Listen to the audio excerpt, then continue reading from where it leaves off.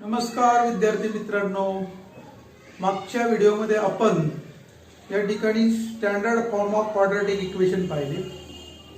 यानंतर आपण आता या व्हिडिओमध्ये रूट्स ऑफ क्वाड्रॅटिक इक्वेशन म्हणजे काय ते पाहणार आहोत. आता नववीला तुम्ही काही पॉलिनॉमियल शिकल्या तर त्यावेळेस या ठिकाणी सपोज px ही एक पॉलिनॉमियल असेल आणि x ची व्हॅल्यू जर a असेल तर x minus a is the factor of that polynomial असं आपण म्हणतो. मग ती जे x इक्वल टू a हेच त्या पॉलिनॉमियलचं काय असतं, रूट असतं. मग आपल्याला इयत्ता 10वीला तेच बघायचंय की ज्या व्हॅल्यूने दिलेल्या क्वाड्रॅटिक इक्वेशनच्या बोथ साइड इक्वल होतात किंवा ते इक्वेशन सॅटिस्फाईज होतं तर त्या व्हॅल्यूला काय म्हटलं जातं, roots of quadratic equation. Definition पण लिहिलेली बघा, roots of quadratic equation values of variable which satisfy the equation or the value for which both the sides of equation are equal are called the solution of or roots of the equation. म्हणजेच इक्वेशनचं solution आणि route दोघांचं meaning same आहे. म्हणजे आपण दोन value आपल्याला निघतील किंवा दोनापेक्षा जास्त निघतील तर ज्याने इक्वेशन सॅटिस्फाय होईल त्याला आपण काय म्हणू, रूट किंवा सोल्युशन. आता एक एक्झाम्पल आपण घेऊन बघू, त्यानुसार मग तुम्हाला ते कळेल की त्याचे रूट्स आहेत की नाही. तर एक एक्झाम्पल दिलेलं आहे, x square plus 5x minus 6. आता एक क्वाड्रॅटिक इक्वेशन आहे तर याच्यामध्ये आपण x ची व्हॅल्यू एक विशिष्ट घेऊन बघू. सपोज आपण x ची व्हॅल्यू घेऊ -6.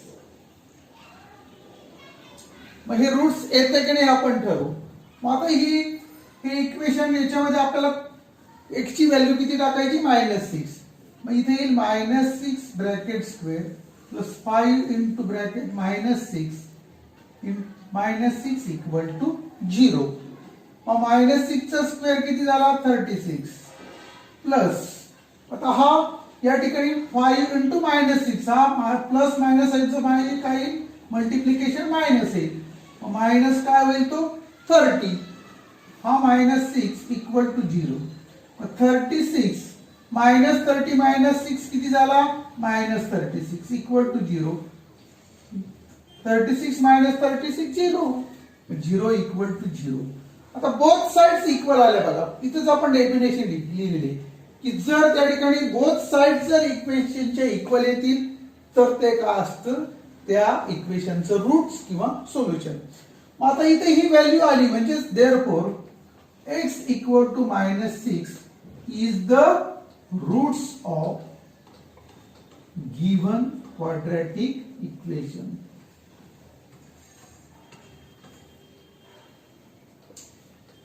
त्यानंतर दुसरी व्हॅल्यू आपण टाकून पाहू त्याच इक्वेशन मध्ये. Suppose let x equal to 2 घेऊ आपण, ते येते की नाही बघू. मग या इक्वेशन मध्ये x ची व्हॅल्यू आपण 2 टाकू. x square plus 5x minus 6 equal to 0. इथे आपल्याला x ची व्हॅल्यू किती टाकायची, 2. 2 square plus 5 into 2 minus 6 equal to 0. 2 चा स्क्वेअर किती येईल, 4 प्लस 5 इंटू 2 किती झाले, 10 मायनस 6 इक्वल टू 0. मग आता 4 प्लस 10 किती झाले, 14 minus 6 equal to 0. 14 minus 6 equal to किती झाले, 8. मग 8 इक्वल टू 0. आता इथे मात्र काय झालेलं आहे, बोथ साइड इक्वल आलेल्या नाही. Therefore x equal to 2 is not a root of given quadratic equation. त्याच्यावर तुम्हाला रूट्स म्हणजे काय कळालं असेल बघा. जर या ठिकाणी दिलेल्या व्हॅल्यूने, आता इथे दिलेली व्हॅल्यू पहिले -6 होती नंतर 2 होती, मग ज्या व्हॅल्यूने ते इक्वेशन सॅटिस्फाय होतं किंवा त्याच्या बोथ साइड कसे येतात, इक्वल येतात, तर त्यावेळेसच ते काय असतं, त्याचं रूट असतं. परंतु इथे मात्र काय झालेलं आहे की या व्हॅल्यूने इक्वेशन सॅटिस्फाय झालेलं नाही. कारण काय की बोथ साइड्स इक्वल आलेल्या नाहीत आणि म्हणून x equal to 2 is not a root of given quadratic equation. आपण जे शिकलो roots of quadratic equation standard form, त्यावर आधारित आपण प्रॅक्टिस सेट 2.1 मध्ये काय एक्झाम्पल सॉल्व्ह करू. त्याच्यामध्ये क्वेश्चन नंबर 1 दिलेला बघा, write any two quadratic equation. कोणते दोन क्वाड्रॅटिक इक्वेशन आपण लिहू शकतो, याला म्हणतात ओपन एंडेड क्वेश्चन. तुम्ही तुमच्या मनाने कोणतेही दोन क्वाड्रॅटिक इक्वेशन लिहायचे असतात. आता समजा आपण एक पहिलं क्वाड्रॅटिक इक्वेशन घेऊ, x square plus 7x plus 5 equal to 0. नंतर दुसरं घेऊ, y square plus 3y plus 9 equal to 0. हे सुद्धा काय झालं, क्वाड्रॅटिक इक्वेशन आहे. मग तुम्ही कोणतेही दोन क्वाड्रॅटिक इक्वेशन लिहू शकता. मग अशा क्वेश्चनला म्हणतात ओपन एंडेड क्वेश्चन. क्वेश्चन आहे, decide which of the following are quadratic equation. तर पहिलं इक्वेशन आपल्याला दिलेलं आहे, x square plus 5x minus 2 equal to 0. आता या इक्वेशन मध्ये बघा, जर याचा इंडेक्स पाहिला तर इंडेक्स हायर इंडेक्स 2 दिसतोय आणि फक्त एकच व्हेरिएबल आहे बघा. कोणता व्हेरिएबल आहे, x.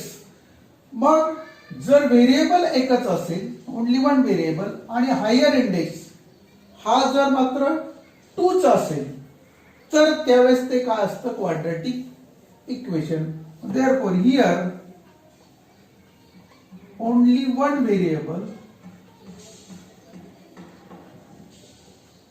is x and index is 2, therefore it is a quadratic equation.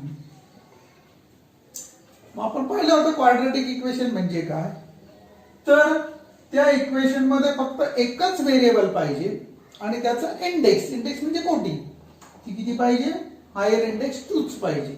2 पेक्षा दुसरी इंडेक्स नको, तरच ते काय असतं, क्वाड्रॅटिक इक्वेशन. पुढचं एक एक्झाम्पल आपण सॉल्व्ह करू.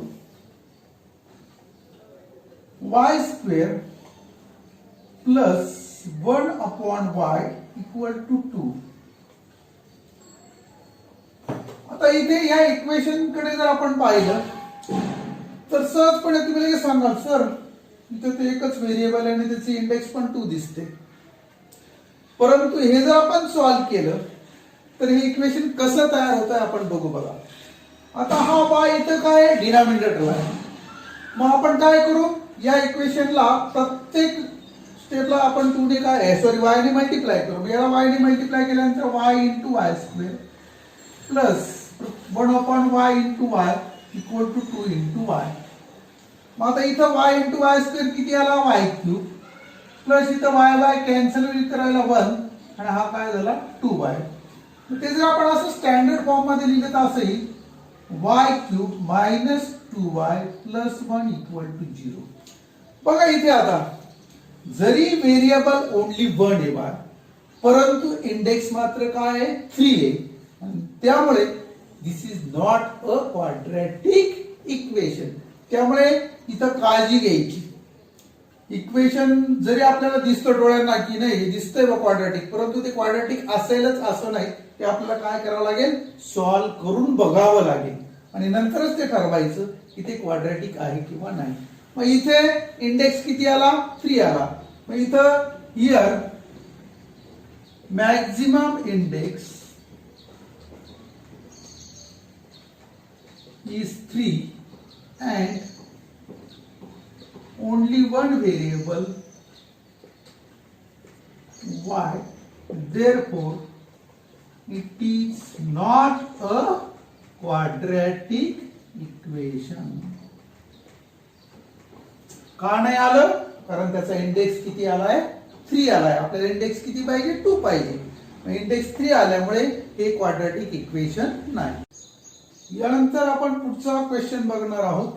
क्वेश्चन नंबर 3 दिलेला बघा, write the following equation in the form of ax square plus bx plus c equal to 0.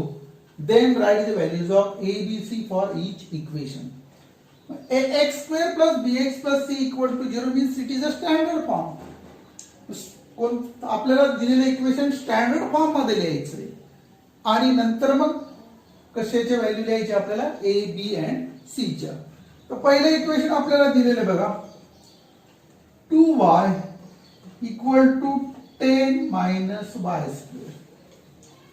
आता हे इक्वेशन आपल्याला प्रथम कसं लिहायचंय या फॉर्म मध्ये म्हणजे स्टँडर्ड फॉर्म मध्ये. मग आता इथे आपण हा वाय स्क्वेअर आपण त्याची साइड चेंज करू. साइड चेंज झाल्यामुळे त्याचं साइन सुद्धा चेंज होईल. हा मायनस इकडे येताना काय होईल प्लस वाय स्क्वेअर. हा प्लस 2y याच साइडला आहे इक्वेशनच्या, म्हणून त्याची साइन चेंज होणार नाही, तो तसाच राहील प्लस 2y. त्यानंतर हा 10 त्याची साइड चेंज करतो आपण, तो प्लस इकडे येताना मायनस होईल मायनस 10 इक्वल टू 0. बघा बरं हे इक्वेशन या फॉर्म मध्ये आले बघा ax square plus bx plus c या फॉर्म मध्ये आलेले. मग या फॉर्म मध्ये इक्वेशन आल्यानंतर पुढे काय विचारलं आपल्याला write the values of a b c. मग आता याची कंपॅरिझन जर आपण या इक्वेशनची केली बघा स्टँडर्ड फॉर्मची, तर त्यानुसार आपल्याला सहजपणे एबीसी च्या व्हॅल्यू लिहिता येईल. मग आता इथं काय येईल ए ची व्हॅल्यू याचा कोएफिशिएंट 1 आहे म्हणून ए ची व्हॅल्यू 1. नंतर बी वाय चा कोएफिशिएंट किती आहे 2 आहे म्हणून बी ची व्हॅल्यू किती आली 2. आणि कॉन्स्टंट टर्म सी, सी ची व्हॅल्यू किती आहे मायनस 10. यानंतर यातलंच आपल्याला तिसरं एक एक्झाम्पल दिलेलं बघा x square plus 5x equal to minus into bracket 3 minus x. मग एक्झाम्पल आपण सॉल्व्ह करू पहिल्यांदा. एक्स स्क्वेअर प्लस 5x, आता इथे ब्रॅकेटच्या बाहेर मायनस साइन आहे म्हणून या ठिकाणी ब्रॅकेट मधल्या प्रत्येक टर्मचं साइन चेंज होईल. हा प्लस 3 चा मायनस 3 होईल, हा मायनस 1 चा काय होईल प्लस एक्स होईल. मग आता तिकडचे जेवढे टर्म आहे आपल्याला त्या या इक्वेशनच्या दुसऱ्या साइडला आपण आणू. मग एक्स स्क्वेअर प्लस 5x, आता इकडचा हा जो एक्स आहे तो आपण या साइडला आणतोय, तो प्लस इकडे येताना काय होईल मायनस. त्यानंतर हा मायनस 3 या साइडला आणू, तो काय होणार आहे प्लस इक्वल टू 0. आता एक्स स्क्वेअर प्लस, आता इथं हा 5x आहे हा मायनस x आहे, 5x मायनस x किती झाला 4x प्लस हा 3 इक्वल टू 0. बघा आता हे स्टँडर्ड फॉर्म मध्ये आलं की नाही बघा. याच्याशी जर कंपॅरिझन केली आपण x square plus bx plus c शी, तर आपल्याला हे सुद्धा इक्वेशन त्याच फॉर्म मध्ये दिसतंय. म्हणजे हे कोणत्या फॉर्म मध्ये आलं स्टँडर्ड फॉर्म मध्ये. मग हे स्टँडर्ड फॉर्म मध्ये आल्यानंतर आपल्याला कशाची व्हॅल्यू लिहायची ए बी अँड सी च्या. मग आता कंपॅरिझन केल्यानंतर काय येईल सांगा. ए ची व्हॅल्यू याचा कोएफिशिएंट एक्स स्क्वेअर चा 1, नंतर बी म्हणजे एक्स चा कोएफिशिएंट तो किती आहे 4, आणि सी म्हणजे कॉन्स्टंट टर्म त्याची व्हॅल्यू किती आहे 3. ए ची व्हॅल्यू 1, बी ची व्हॅल्यू 4 आणि सी ची व्हॅल्यू 3. तसंच आपण पुढचं एक इक्वेशन दिलेलं बघा p इंटू ब्रॅकेट 3 प्लस 6p इक्वल टू मायनस 5. मग हे पण आपण सॉल्व्ह करू आणि ते या फॉर्म मध्ये आणू. मग आता हा p ब्रॅकेटच्या बाहेर आहे, याचा अर्थ काय होतो तर तो p प्रत्येक टर्मला मल्टिप्लाय, म्हणून इथं काय p into 3 3p plus p into 6p किती झालंय 6p square equal to minus 5. मग हा 6p स्क्वेअर आपण अगोदर घेऊ. 6p स्क्वेअर प्लस 3p, हा मायनस 5 या साइडला आणल्यानंतर तो काय होणार आहे प्लस इक्वल टू 0. बघा बरं या ठिकाणी या फॉर्म मध्ये आलं equation x square plus bx plus c या फॉर्म मध्ये आलेलं आहे. मग आता या फॉर्म मध्ये आल्यानंतर आपल्याला एबीसी ची व्हॅल्यू लिहायची आहे. देअरफॉर a इक्वल टू, आता इथे p स्क्वेअर चा कोएफिशिएंट किती आहे 6 म्हणून a ची व्हॅल्यू किती आली 6. त्यानंतर इथे p चा कोएफिशिएंट 3 आहे म्हणून b ची व्हॅल्यू किती आली 3. आणि इथे कॉन्स्टंट टर्म किती आहे 5 म्हणून c ची व्हॅल्यू 5. आता इथे जे व्हेरिएबल दिलेले असतात ते कोणतेही घेतले तरी आपल्याला चालतात. ए टू झेड पर्यंत कोणताही व्हेरिएबल वापरला तरी चालतो. प्रत्येक ठिकाणी एक्सच येईल असं नाही, कोणताही व्हेरिएबल चालतील, एम असेल एन असेल. त्यामुळे फक्त आपण या फॉर्म मध्ये ते इक्वेशन आणायचं स्टँडर्ड फॉर्म मध्ये आणि त्यानंतर मग आपल्याला कशाची व्हॅल्यू लिहायच्या ए बी आणि सी च्या. अशा पद्धतीने तुम्ही या प्रॅक्टिस सेट 2.1 मधले क्वेश्चन 1, क्वेश्चन 2 आणि क्वेश्चन 3 मधले जे जे एक्झाम्पल राहिलेले आहेत, 1 तर आपण घेतलाच होता, तुम्ही ते परत 2 इक्वेशन तुम्ही नवीन लिहू शकता आणि 2 आणि 3 मधले जे राहिलेले एक्झाम्पल आहे ते तुम्ही सॉल्व्ह करा.